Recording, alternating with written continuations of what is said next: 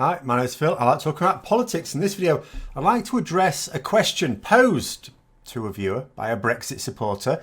Namely, as we have a trade deficit with the EU, can we not simply cease all trade with the EU and use the money to produce the goods ourselves?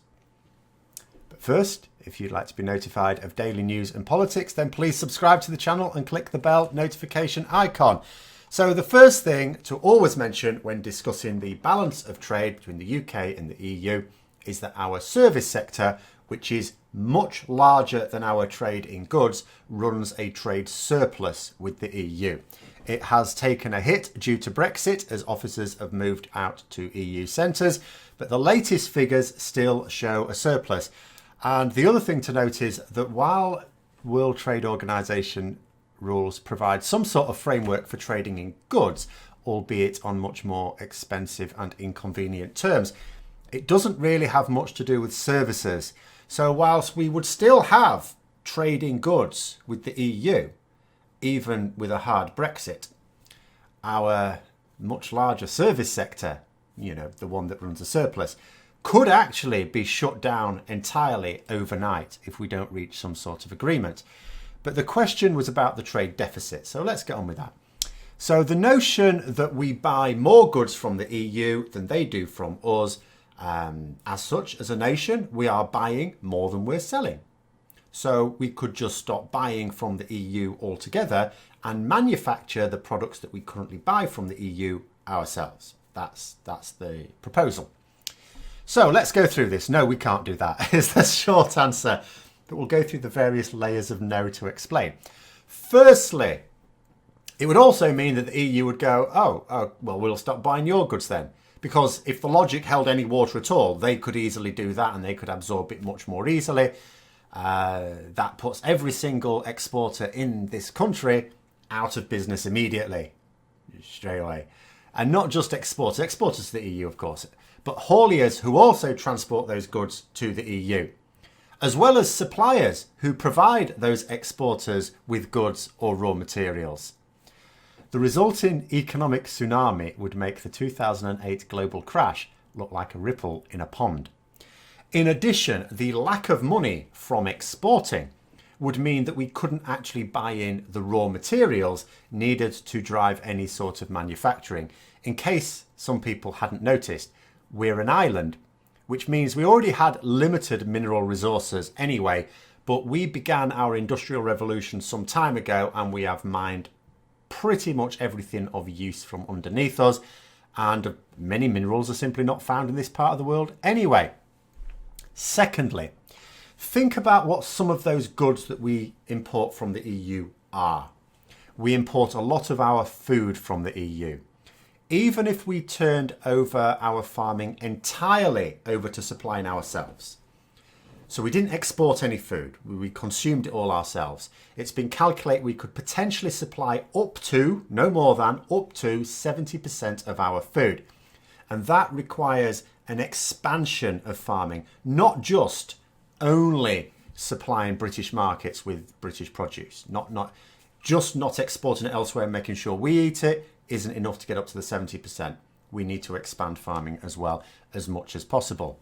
So we would still be short 30% of our food. It would also mean that we'd miss out on the variety that we currently enjoy. There are foods we simply can't produce in this country, or that we can't produce at certain times of year that we would completely do without. Even if we just include those imported from the EU, of course, that's what we're talking about here, which is the poser of the question's thoughts. So much of the population would starve. 3, for the section of the British population that hasn't starved to death, we then move on to medicines. So we import £18 billion worth of medicines from the EU every month. We do not have the capacity to produce these drugs ourselves. The same applies to any number of other products, but at the moment, we're sort of considering the ones that are needed to save lives are probably more important. So without the medicines that we import from the EU, we would not only suffer from health issues much more acutely, which would hit the economy, reducing our capacity to produce even the things we do produce if we don't care about the human side of the suffering, but many of these drugs are needed for people to actually live, not just get better more quickly, to live. Importing them from elsewhere is not viable either. There is a reason why we purchase them from other EU countries. In some cases, we simply cannot source them from elsewhere. You buy them from there or you do without them. In others, it's just because it's much cheaper. Paying more for medicines means we cannot buy as many of them, which means people have to do without. Same problems.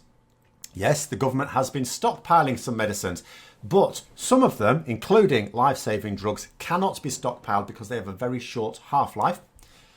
When I said half-life, I meant shelf life, but some of them have that as well.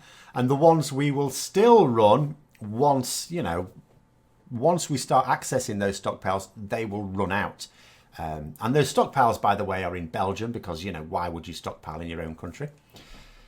So then 4. So now that we've killed off a good chunk of our population through a combination of starvation and organ failure, what about the rest? Well, in terms of manufacturing products that we currently import, again, I'll emphasise, from the EU, it isn't just about having the means of production, the factories and facilities. We also need the skills, we need the workers to be able to do this. Now, all countries have their own little areas of expertise when it comes to manufacturing and skills. For example, there is a reason why most Formula One teams are all based in pretty much the same area in a little part of Oxford, because the skills are very much there to be able to supply that industry. The UK has its own little areas of expertise, and we have some extremely skilled people in this country in those areas. But we have whacking great gaps in other aspects of production that we also rely on, but that's fine because we just import those goods from places that have those areas of expertise we have nothing to do with. For example, our computing industry used to be a world leader. We used to be brilliant at it until the government killed it off. We spend a smaller amount on research and development in this country as a proportion of GDP than any other developed nation. In fact, there was a recent report out in Bloomberg listing the 10 most innovative economies in the world.